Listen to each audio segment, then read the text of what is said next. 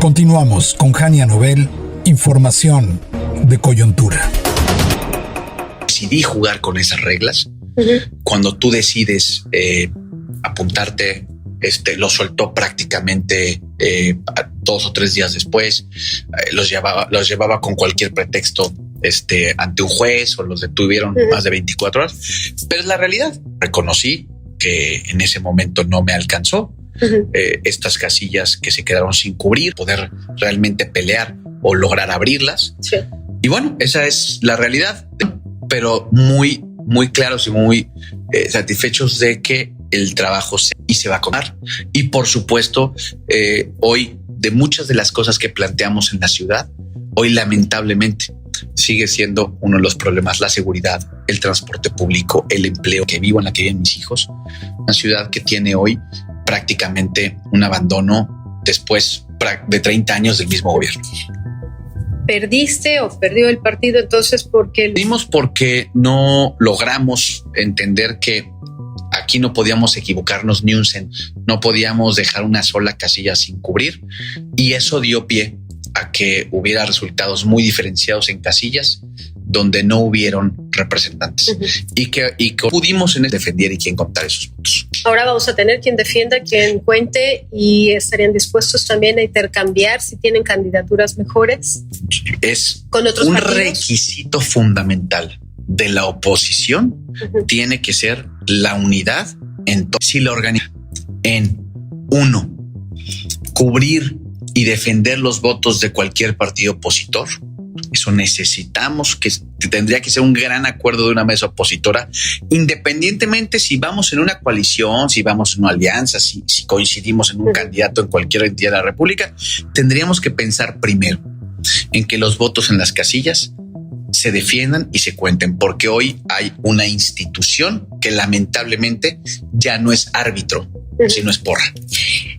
Hay un elemento que hay que sumar, un ingrediente más y muy complejo: el narcotráfico. Sin duda. El narcotráfico apoya, financia, amenaza, secuestra o mata a candidatos. ¿Qué van a hacer ahí? Porque muchas veces no solo los candidatos, no solo los políticos tienen miedo, también la ciudadanía de salir, los encierran. De votar. ¿Qué van a hacer con ese factor? Nosotros tenemos que primero hacer una gran reflexión de a quién postulamos para las candidaturas del 2027, sobre todo en estos lugares donde el crimen organizado ha impactado muchísimo en la vida de toda la gente. 2, esta misma unidad electoral y unidad de organización de la oposición tiene que ser principalmente en estos territorios donde el crimen organizado ni siquiera moviliza ya a la gente para votar. Llega, rellena urnas y se acabó la discusión. Creemos y estamos convencidos de ello que en la medida en la que nosotros logremos que la oposición entienda que en esta organización y defensa electoral sumada vamos a evitar que el crimen organizado se apodere de las urnas, de la ciudadanía y de las elecciones. Claro que a la gente le da miedo, porque ve candidatos ejecutados, porque ve candidatos que son amenazados, candidatos secuestrados, pero precisamente la obligación de los partidos de oposición es defender, no importa de qué partido opositor sea, a los candidatos, los resultados y la votación de muchos de estos estados que lamentablemente no tienen autoridad, no tienen gobierno, y que prácticamente su organización es por qué grupo criminal encabeza, como es el caso de Guerrero, como es el caso de Sinaloa, como vemos prácticamente estos grandes pactos, y nosotros no podemos dejar de señalar hoy con mucha mayor claridad y mucha mayor contundencia que lo hacíamos antes, de estos candidatos que están no solamente relacionados, sino que son parte del ecosistema del crimen organizado y del narcotráfico. Se antoja un poco complicado y difícil si el régimen tiene la mayoría en las cámaras, si decapitaron las instituciones, si tienen pues la mano metida en la Suprema Corte, si tiene la mano ahí también injerencia en el INE. ¿Tú crees que estemos en el camino de una dictadura? Por supuesto, ellos están siguiendo el manual. Es que nosotros lo dijimos. Es decir, cuando hablábamos de los peligros para México, hablábamos de esto.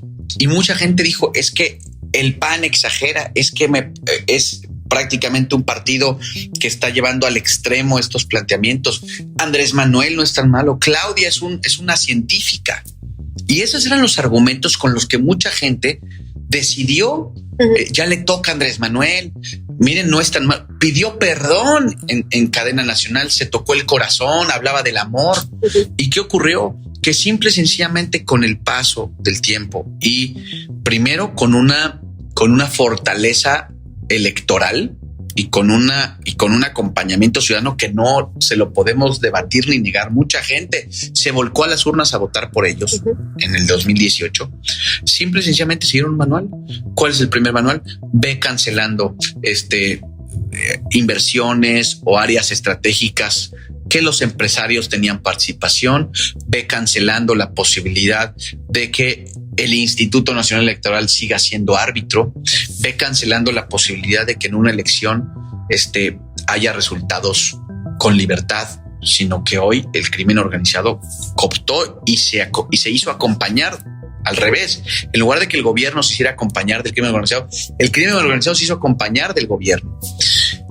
Y hoy, prácticamente después de una reforma judicial, después de haber descabezado absolutamente todas y cada una de las instituciones que eran contrapeso de este país, cerramos con un broche de oro, sin hablar de lo económico, sin hablar de que en muchos casos se han planteado expropiaciones, sí. Se ha hablado de restringir la propiedad privada, se ha hablado por una ministra de la Corte prácticamente de grabar todas y cada una de las herencias, sí. de todo lo que ha venido ocurriendo. Se cierra ahora con el pretexto del derecho de las audiencias, pues, con ese pretexto ahora la ciudadanía va a tener la condición de que el gobierno le va a decir que es mentira. Uh-huh.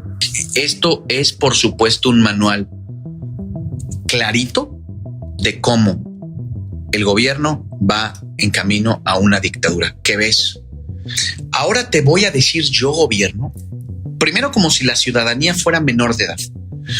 Quieren tratar a los ciudadanos como bebés. Entonces yo te voy a decir, para mí, porque entonces tengo los controles institucionales, tengo a las autoridades que te exijan, para mí que es mentira, para mí que es verdad, para mí cuál es opinión y cuál es línea editorial. Uh-huh. Y aparte, con un problema, no te recomiendo, te multo. O sea, esto no es la Comisión de Derechos Humanos, porque yo podría entender, bueno, una recomendación de, oye, nos gustaría que en estos programas se pudiera hablar de, ¿no? O se pudiera exponer de otra manera. Una recomendación, un llamado a misa.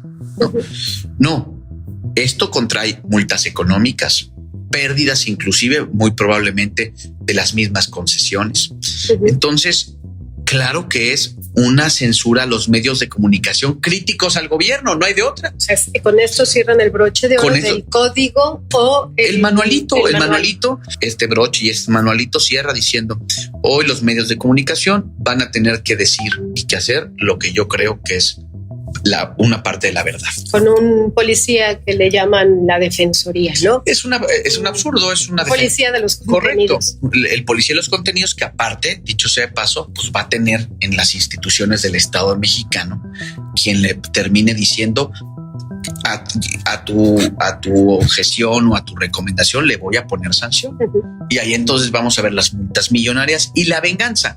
El tema es que esto va a concluir con una cosa: la venganza del gobierno, del narcogobierno de Morena a los medios de comunicación críticos. ¿Cuáles van a ser las venganzas? Multas millonarias que prácticamente no las puedas pagar.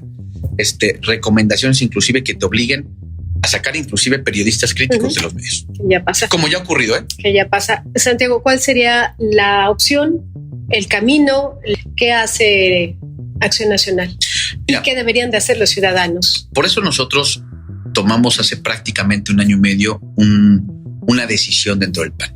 Nosotros estamos replanteando un modelo de un partido que en la normalidad democrática jugaba algunas reglas. Cuando había democracia en este país, pues competía, ganaba, perdía, como en toda democracia.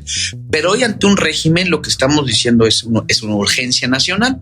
El PAN tiene que abrir prácticamente todas sus decisiones, sus candidaturas, sus espacios de decisión a ciudadanos, a ciudadanos competitivos, militen o no en el PAN. Simple y sencillamente queremos que concuerden con 3 ideas: combatir este gobierno, combatir al crimen organizado y defender las libertades de la ciudadanía. Si tú cumples esos 3 requisitos, en Acción Nacional eres bienvenido y queremos que ocupes espacios en la toma de decisiones. Sí. Porque hoy, en la medida en la que pongamos ciudadanos que realmente sean competitivos, es la manera en la que le vamos a ganar territorios y espacios a Morena. No tenemos otra opción. Tenemos que ganarle territorios y tenemos que arrebatarle territorios a Morena, al narcotráfico y regresárselos a los ciudadanos y sobre todo empezar de nuevo a reconstruir la República.